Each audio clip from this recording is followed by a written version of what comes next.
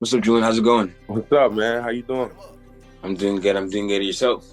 I'm good, bro. Feel me? Sorry it took so long to get on here, man. Nah, it's all good. No worries. No worries. I'm sure you're a busy guy, so it's all good, bro. No worries. Are you back home right now, or you're still on campus? I'm back home right now. Okay, nice, nice, nice. Yeah. And like, how long have you been back home? And then what time do you go back to campus? I've been back home probably about like 2 weeks now. I go back up to camp. I'm in a portal right now, so I go Right. back up to whatever campus I decide to commit to, probably middle of January, something like that. Okay, nice, nice, nice. Yeah. And I But know you're from Drexel Hill, Philadelphia, correct? Or Pennsylvania? it's Upper Darby. I went to high school in Drexel Hill, Okay, but okay. I'm from Upper Darby. Yeah. Upper Darby. And for like, how was your childhood like in Upper Darby? What was that like?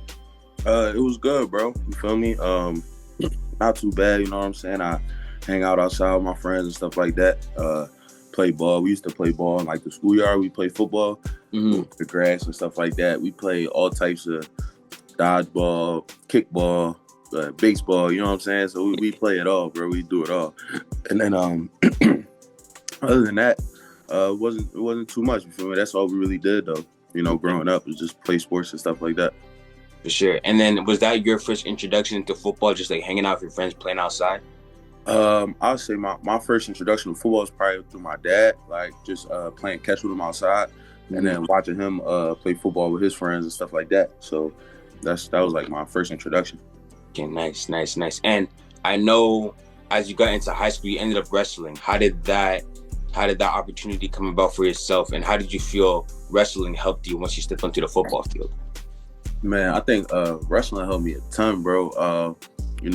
I stepped into wrestling through my dad again, because he wrestled in high school and stuff. So, and we also wanted to do something like in the off season that'd keep me in shape and stuff like that. Wrestling was a thing, and then it helps me tremendously on the field. With my hand and eye coordination, my balance. There's some plays where I fall to the floor, but I could kind of like knee slide or bounce up, crawl, get to the play, get to the ball. So kind of leaves no excuses, and hunting to the ball. 100%. And with the trenches too, it's like everything happens so quick. And a Yeah. lot of it's the same way in wrestling, where you need to be quick for your hands, be able to move around. Like you said, like do like a little knee slide if you have to. Yeah, Do what you got to do to make the tackle. yeah, no doubt. That's exactly And how it is. I remember seeing this like clip on your Instagram where it was like, I think it was like the championship match or something like that. And then somebody had saying like, oh, essentially you're gonna lose in that match. Yeah, And you hear stuff like that, and you hear yourself being doubted, and you get into that opportunity where you can now prove yourself. Do you have the mindset of you're trying to prove other people wrong, or you're just trying to prove yourself right? I think. Well, nah, I think like I know I'm trying to prove myself right. So like that's like when it comes to that. So, sometimes and you shouldn't never let it happen. But like sometimes when people doubt you, sometimes that could creep into like self doubt and stuff like that. Whether you could do it or not. So it's like, well, man, like I know I could do this. So like, I'm gonna go out and get it done. You feel me? And usually it's for me and mine, less about them and more about us. You know what I'm saying? And then when those moments, you mentioned about self-doubt, when those moments of self-doubt try to creep in, like what do you tell yourself, or like how do you block out that noise like super quickly to stay focused? Yeah, I usually just rely back to the work that was put in. You know what I'm saying? So like all them the extra hours and stuff like that, all the training that I did, I know nobody else did, and all the preparation. So I lean on my preparation, and I know like, all right, can't be no doubt because I put in the work. You got something solid to lean on, and that. Damn. And then I also say, coming out of high school, you were under recruited. How did that how did that challenge you mentally, knowing the work that you put in, knowing that you were good enough to play on the Division 1 level, but the love wasn't reciprocated? Yeah. Um, that was pretty like it was tough. You feel me? Because all the work you put in, like you said, but I also know at the same time I know that the lack of work that I put in the classroom. You know what I'm saying? So big on like I had the people reached out, but my grades weren't good enough, so it never really became nothing. So nothing could come of my name. You know what I'm saying? So it was just like, all right, I knew where I had to be better at, and in that way, once I looked at it like that and just knew what I did well and what I had to do better, I was just ready for that next step and to do everything better in that way, so I could, not be in the same situation again. 100%. It's all about, learning from past experiences and then keep moving forward. Yeah, basically. Yeah. That heavy. And then you end up going to Penn West, California. It's a D2 school, correct? Yeah. In California, Pennsylvania. I'm not gonna lie. For the longest, I saw California and I thought you went out west. Yeah. Oh, I had to do a quick Google search to realize that it's actually there's a spot in Pennsylvania called California. Yep. There's a spot called Indiana, probably like 30 minutes north of there too. So it's crazy. Crazy, man. But how did you like your time over there at Penn West? What was the biggest lesson that you learned from your time over there? Man, I loved it over there. The coaching staff and the players and everybody, that became like a real second family for me. And we created a good environment over there, and we did pretty decent, man. We won a lot of games. I would say something that I learned over there was just about I just learned about leadership, and how to take control of the environment around me, and develop myself while helping others at the same time. Because it was just a lot of that needed to be done. You know what I'm saying, and building a culture and stuff like that. And so, you feel me? I learned a lot about also being a real teammate. What it really takes to win too. At the same time, you guys gotta be tight knitted. You know what I'm saying? And on the field, man, things are happening fast and stuff like that. And sometimes you gotta move without having to be able to say something. So it's just you lean back on the practice, and stuff like that, and knowing you and your teammate to get the job done. So I would just say I learned a lot about how to be a better teammate, a better leader, and stuff like that, and overall better person, man. That's a great environment over there. And you mentioned being a leader. Would you say your style of leadership is more lead by example, or are you the type to be vocal, be like, hey, we got to do this, we got to do that, and then pull guys to the side and say, you work on this, that, and the third? What's your kind of style of leadership? How do you prefer to lead? Yeah, I prefer to lead through really both of those, actually, through my style, me leading by example and leading by voice. Because I believe you can't truly lead only by example, because I feel like at that point, maybe, I wouldn't say you're too scared to, lead with your voice and stuff like that. But I mean, it's different when you can command something, you know what I'm saying, instead of just showing it, so, and that takes a different type of love too, to be able to ask of somebody what they can't ask of themselves, if you know what I'm saying. So that's something like that. Sure, agreed. And you also mentioned how your time there built you up as a man. What are some big lessons that you learned off the field, or what are some lessons that you learned on the field that translated to your life off the field? I would say that everything matters, waking up and making it better in the morning. It's the littlest things, incorporating everything.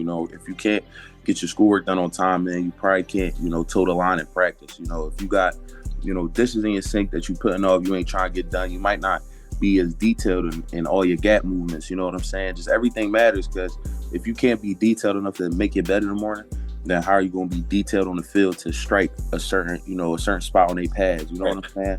You can't just what I learned is that you can't just flip the switch. People say that they're, people talk about they gamers, they game day people. When they show up on game day, they're ready to go. But throughout the week, they ain't really there. And in the long run and in the hindsight of things, it just don't work like that. You know what I'm saying? And little things that creep up on you. So that's really what I learned, on the field that translated off. Is just that, man, everything matters, man. Everything meshes together with one. You can't just separate things up. And I really like how you're specifying on your attention to detail, how big of an emphasis that is on you. I'll say, when it comes to watching film and when you're watching film on your opponent, how does that attention to detail play itself in your mind, and how does that help you get an edge on the field? Yeah, I mean, you gotta watch people's mannerisms. It's like we were just talking about the little things. So, sometimes you may have a quarterback, and he may, when he does his cadence, he might wipe his towel before he's about to pass the ball. He might wipe his hands on his towel. All right, but when he's about to run the ball, he don't do that, because he's not passing it or something like that.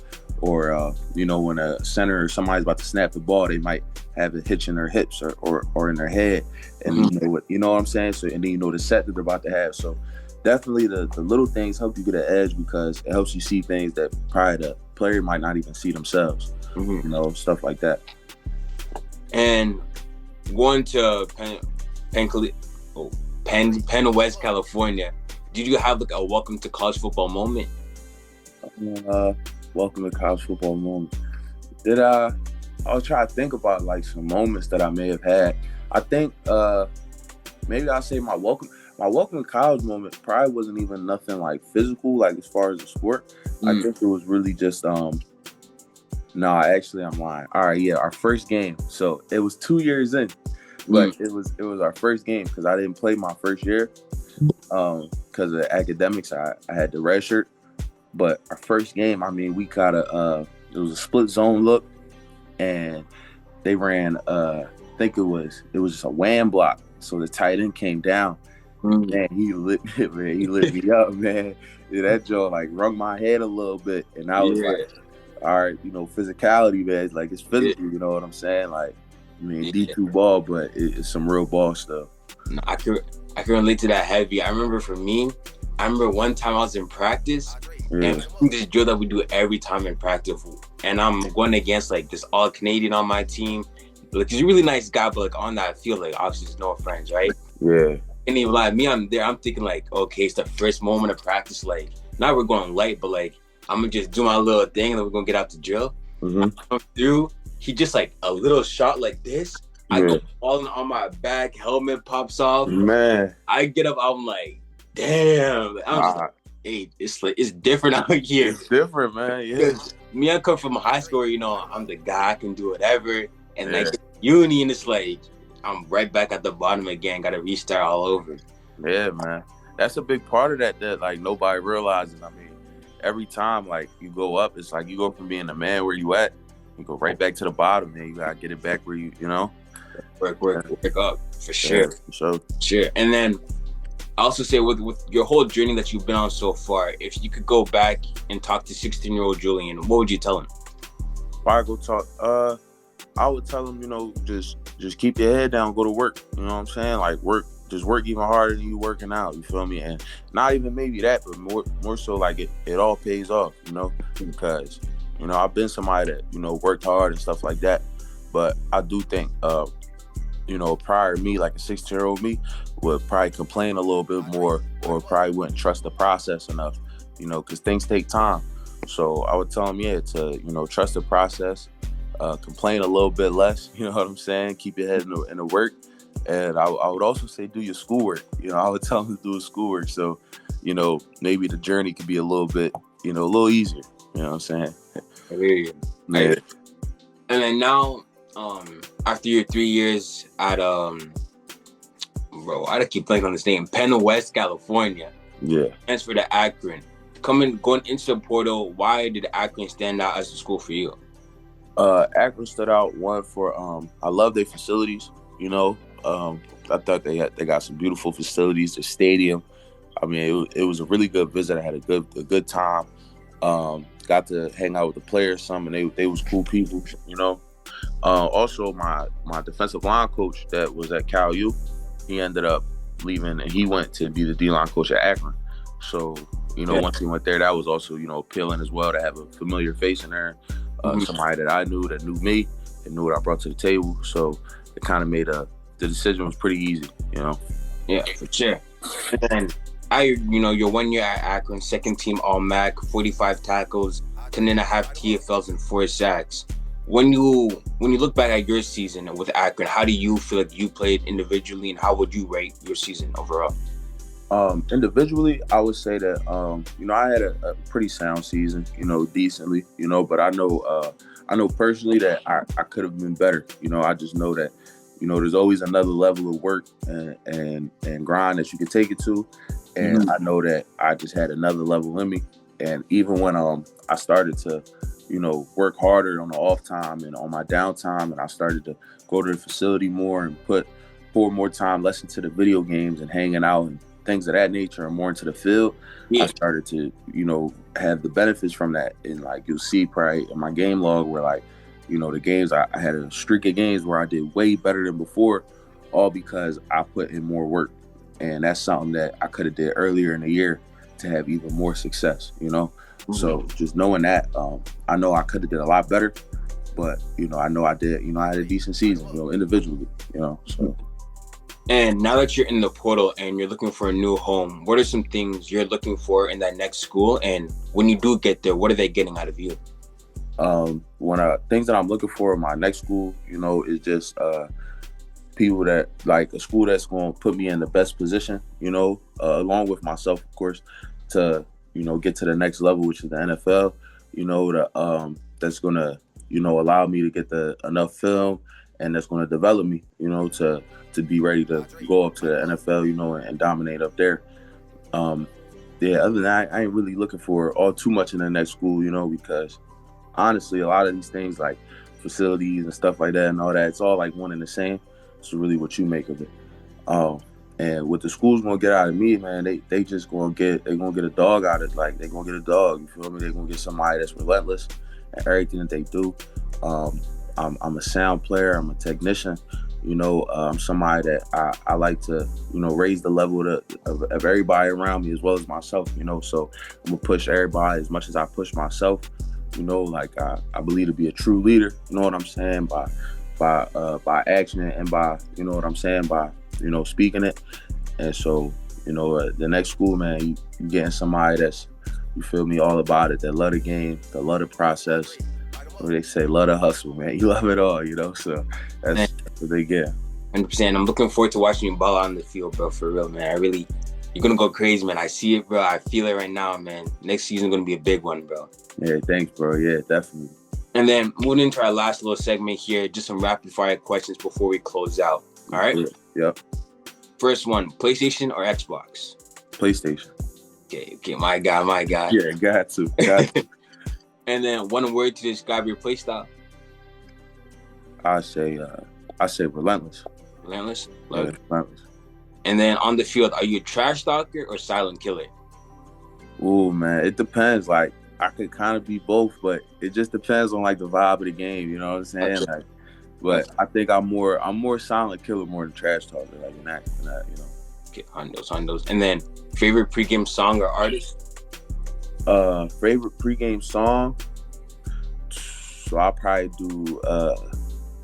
It might be "Ham" by Kanye West and Jay-Z. And artist, man, Jeezy be getting me right. You feel me? Jeezy be getting me right before the game. I listen to so much music, man. I listen to all types of things. Like, so it's really like, like mixed up before the games and stuff. I listen to a lot of rock before the games too. Really? Yeah, man. Like a lot of rock, not like heavy metal, but like kind of like almost like alternative rock. I don't know. I say like Deftones, Soundgarden, Paramore, like a bunch of rock bands and stuff like that. Okay. Yeah. And then, do you have any pregame superstitions? Like that's like like things that people do before the game to like make sure they have a good game or something. Exactly. Yeah. I gotta get a good warm up in. I think I gotta get a good warm up in. I gotta get some sprints in. Gotta hit the hot tub. And right, I gotta take a 5-hour energy. Like 5-hour energy. Yeah, 5-hour energy, bro. Like before every game, probably since my senior year of high school, I've taken like a 5-hour energy before. And you can tap in with the NIL deal, man. Oh boy, yeah, we got to. I'm gonna see yeah. I hope you get that, bro. 5-hour energy. Tap in, bro. Tap in, man. I'm here for y'all, man. Do you prefer early morning lifts or late night workout? I love them both, but I'd have to go early morning just because it's like it starts your day like the perfect way, Agreed. Home game or away game? Home games. Home games, bro. I love being at home. All right. And then if you played basketball, would you rather have the game-winning shot or the game-winning block? Ooh, the game-winning shot. Game-winning shot? You gotta go ice the crowd. Like, you gotta go game-winning shot. For sure. And then say you're on a 10-hour bus ride or a plane ride. Are you the type to be napping the whole time or cracking jokes the whole time? Napping, for sure. Yeah, I had this thing, like, if I got, like, a long travel, I'll probably, like, stay up the whole night before or something like that. So, like, I just be asleep the whole time. Fair. I'm the same way, I can't lie. Yeah, bro. Back at Akron, who on the team had the best aux? The best aux back at Akron? Ooh, probably go my man Wap, my man Can Wap. Yeah, he killing aux. And then MJ or LeBron? MJ. MJ. I'm a Jordan boy, bro. I gotta go with Jordan, bro. You got Kobe over LeBron too? Nah, I don't got Kobe over LeBron. I got Kobe at my 3. That's fair. Yeah. And then your first big purchase when you go pro? Probably a house for my mom and my dad. You know what I'm saying? Get them, a house and stuff like that. Probably 100%. Yeah. And then last question: when it's all said and done, how do you want people to remember you? I want people to remember me as a good person. Somebody that was real. Was real to them. Always brought good vibes around and stuff like that, and somebody that was a hard worker and dedicated to his craft. Percent. I rate that. All right, Julien, I appreciate you taking the time for this interview.